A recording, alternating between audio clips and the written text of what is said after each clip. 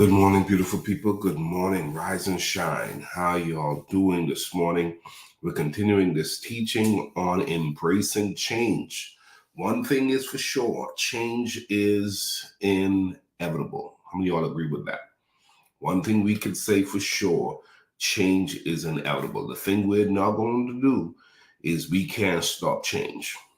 Somebody said, well, I'm not going to change. You will change. You will change. Now, here's the deal. You can be intentional about change to ensure that the change that you are experiencing, you're trying to help navigate. Okay?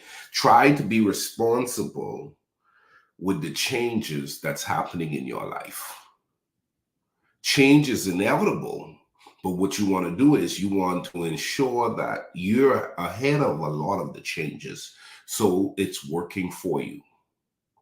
Most people, Maria, most people, Kim, they are reactive and not proactive.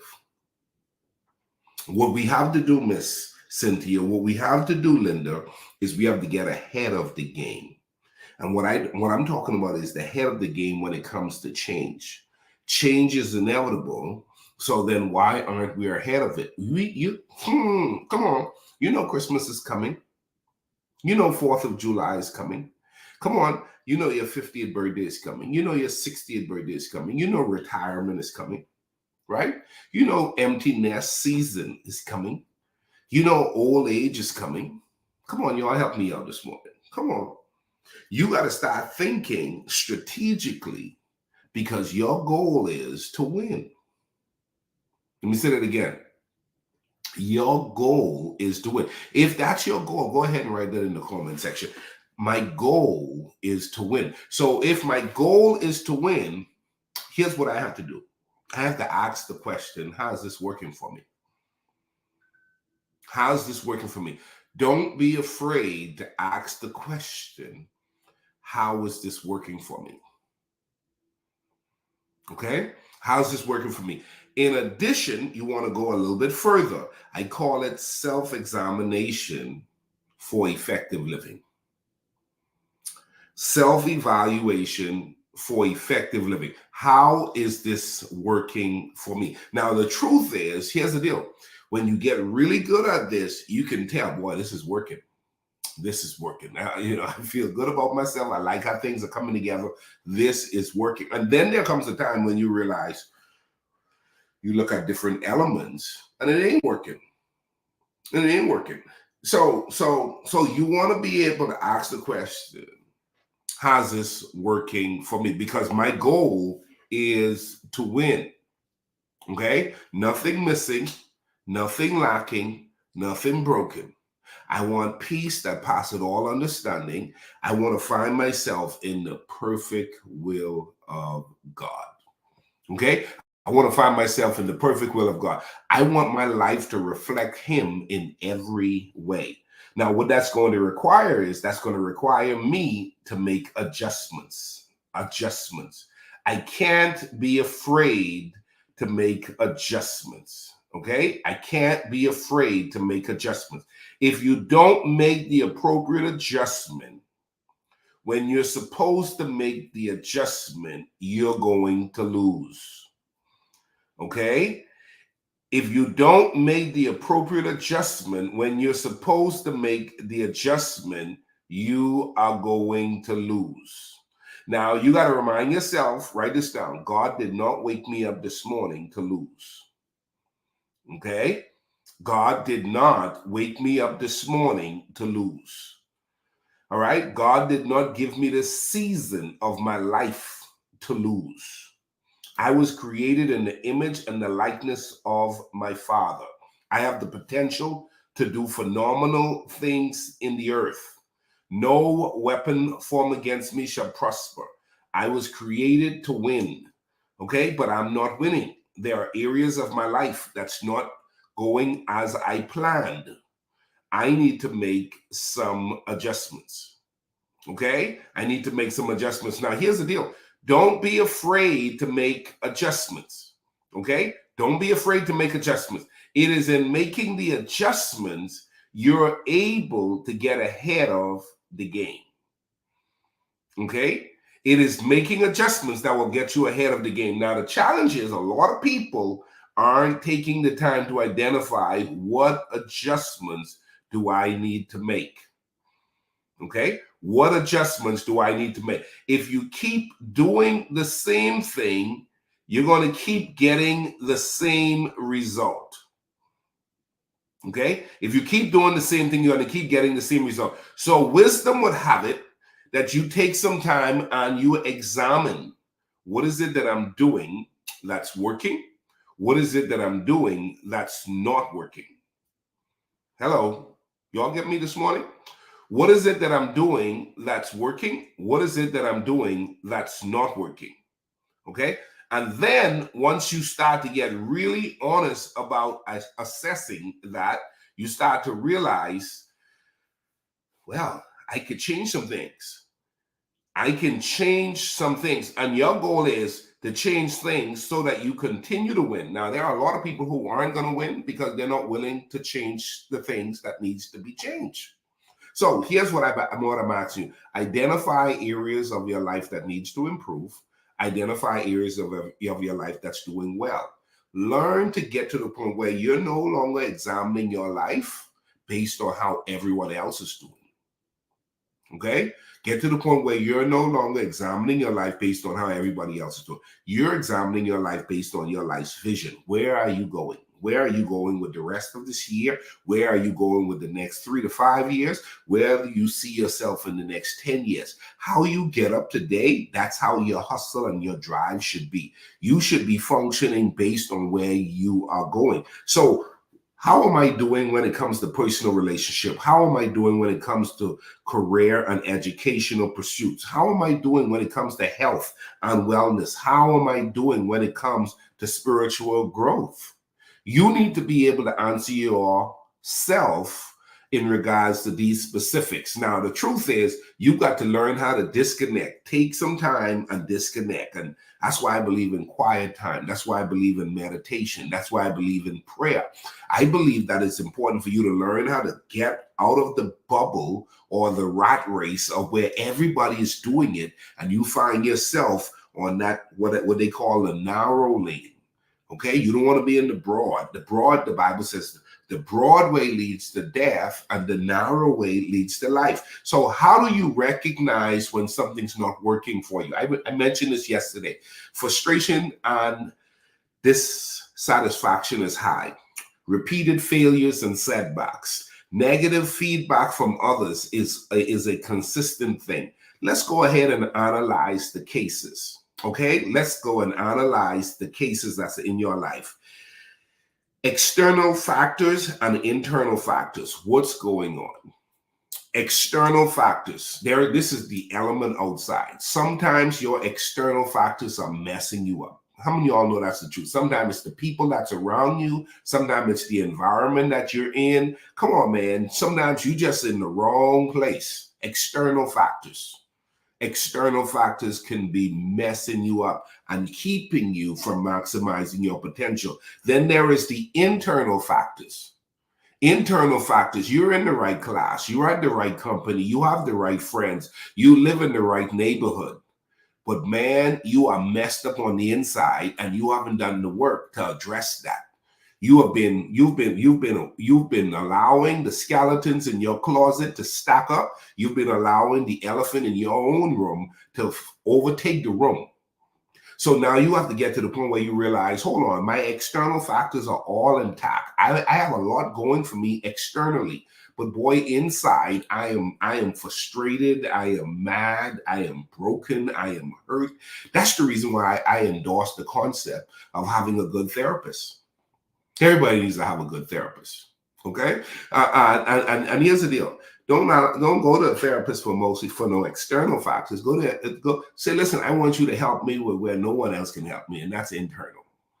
That's internal. That's also why you should go to God in prayer. That's also why you should spend time in meditation. That's also a reason for you to spend time in fasting and really diving into the Word of God so that you can work on the inside. You want to get the inside of you to be okay.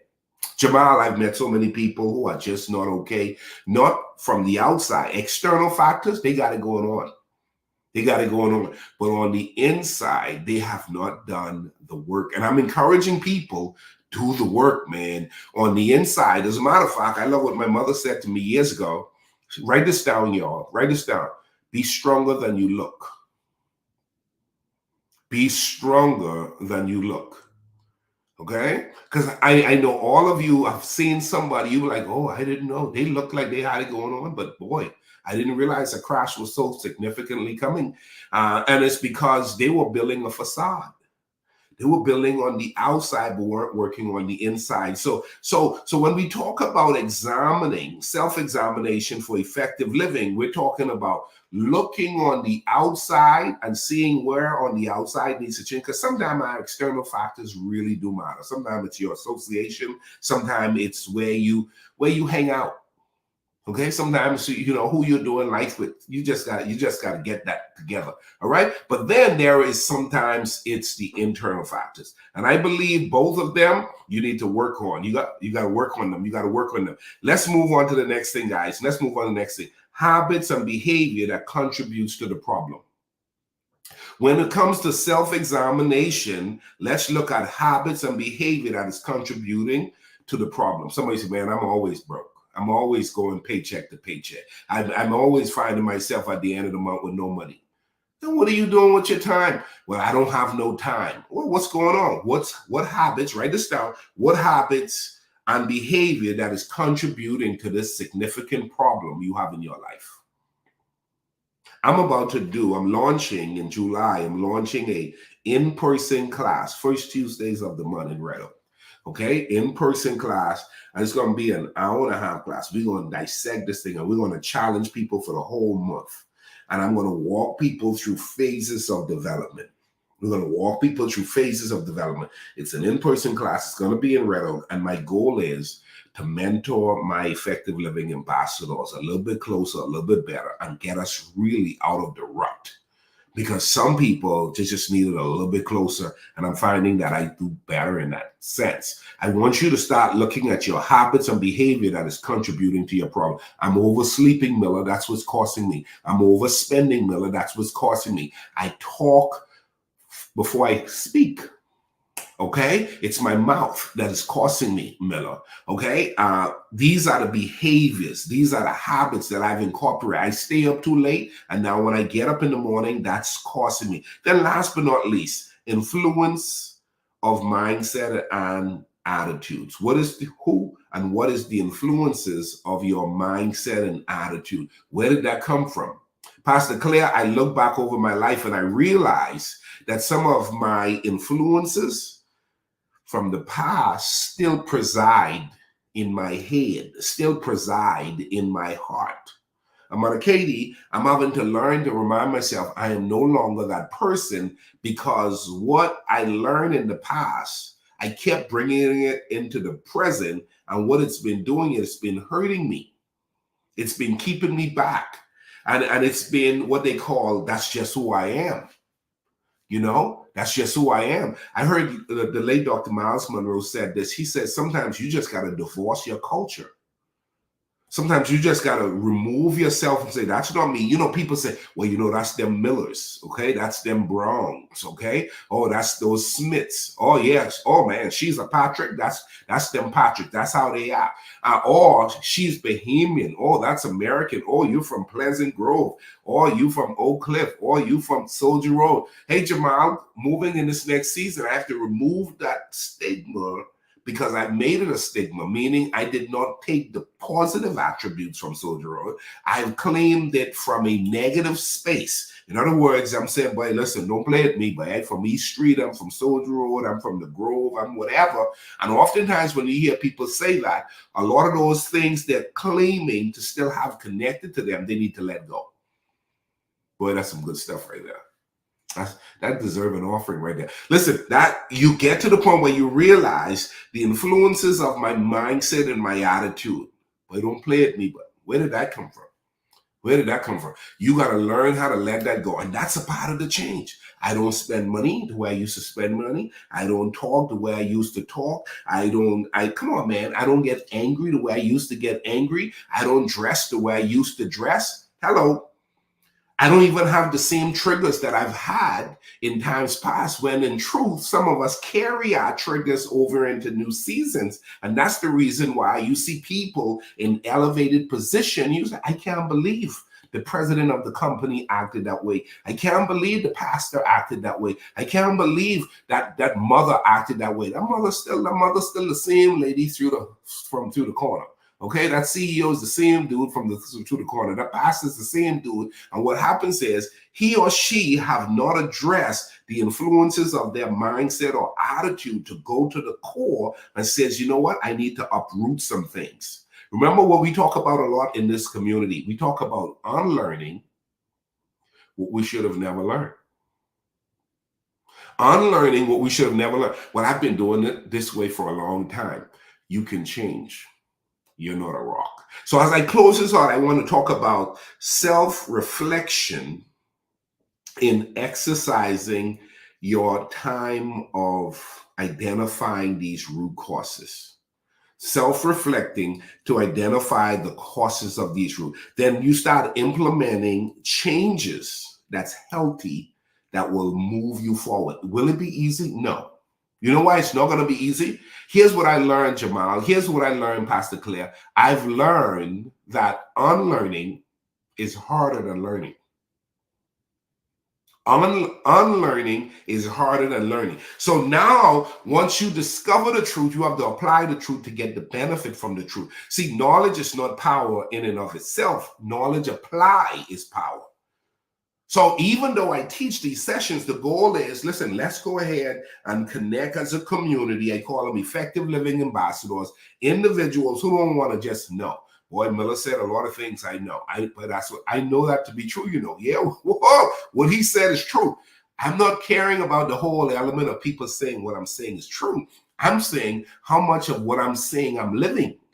I'm saying how much of those who claim to know in this community are living it. You know how powerful those of us who go to church, those of us who claim to be believers, those of us who understand the text, you know how powerful and how much of a difference maker we would make in the world if we would get to applying? If every weekend we grab a hold of certain principles that are true and we make that thing work itself out in our lives, we make that thing work itself out in our house, we make that thing work itself out, not only from one standpoint. A lot of people have worked it in one lane, but they haven't worked it in holistically. I am a holistic teacher. I like the concept of nothing missing, lacking, or broken. I believe you can have it all. I want faith, family, finance, fitness, and fun. I want it all. And I want you to have it all. But the only way you're going to do that is when you come clean with yourself and you say, I'm missing a few pieces. Okay, I'm missing a few pieces. And when you start to examine, you start to realize, are the people around me missing this too? And that's why I'm so comfortable with it. Or is it that everybody around me have it, but I'm struggling because I haven't addressed it on the inside? I haven't dealt with what's going on in me. There's some things that's been going on in me for a while that I have not addressed. Okay, that I have not addressed. So I want to challenge you. Okay, I want to challenge you to do this as I close out. A couple of things. Set realistic goals. Set realistic goals. Make sure you're working towards something. Hey, Kim. Hey, Linda, you're working towards something. I'm working towards something today. I'm working towards something this week. I'm working towards something this month. Okay? Develop new and positive habits. Well, I've been doing it all that way all the time. Change it up a little bit. Change it up a little bit. Be like water. Learn how to fit into different dynamics. Don't keep yourself locked in a rut. Okay? Change it up a little bit. I'm changing it up. I'm going to an in-person class. I'm changing it up a little bit. I'm changing how and who and what I've done for the last 3 years, for the last 5 years. Go ahead and just develop new and positive habits. I want to start working out 5 days a week, Jamal. You didn't know, Jamal. They were laughing at me about the six-pack, Jamal. But Jamal, I know 50 is coming next year. So I'm making some adjustments Monday to Friday. Beast mode, Miss Jocelyn. Beast mode, Mother Katie. I'm going for my six-pack. Don't laugh. It's coming. Last but not least, seeking support from mentors and friends and professionals. Someone is succeeding where you're failing. Someone is also assigned to help you with what you're struggling with, but you shouldn't have as a struggle eternally. There are certain things you're struggling with. That is the reality. You're not good at it. Okay? You're not good at it now, but you don't have to always not be good at it. You can get past this. Okay? So, Jamal, I struggled the last 3 to 5 years. I talked about the six pack. But let me tell you something. I'm making some adjustments. So now I'm getting ready to do Monday through Friday. I'm going to the gym. I'm watching my diet. I have a breakfast meeting after this. And I already told myself I've got to make sure that I'm eating different. Okay? So make sure you start seeking support from mentors, friends, and professionals. Someone is succeeding where you're failing. Always remember that. And if God is not a respected person and others are succeeding where you're struggling, it's just that you don't know something or you're not doing something that they're doing. Either you don't know what they know or either you're not doing what they're doing. At the end of the day, you can have what they have if you learn to submit yourself to a mentor, to a friend, or to a professional. Remember, someone is assigned to help you. So don't allow yourself to keep going around the same mountain, anticipating or expecting a different result. It won't happen. In order for your life to change, you've got to change. Get the help. Embrace it. Okay? God bless you guys. I love and appreciate you all. Know that I'm making some adjustments. I will be doing a Monday evening talk, okay, in preparation to promoting my Tuesday in-person meeting moving forward. So there will be no morning sessions moving forward. Next week, I'll be in the gym, beast mode. But on Monday evenings, there will be a virtual Monday evening session, and it's a kickoff to the week, trying to help people to get their weeks together. Love and appreciate you all. Thank you all for believing in me, and thank you all for being a part of the journey. We're about to shift it up a little bit so that we can go up a little bit so God can be glorified. Love you all. Have a great day. Bye-bye.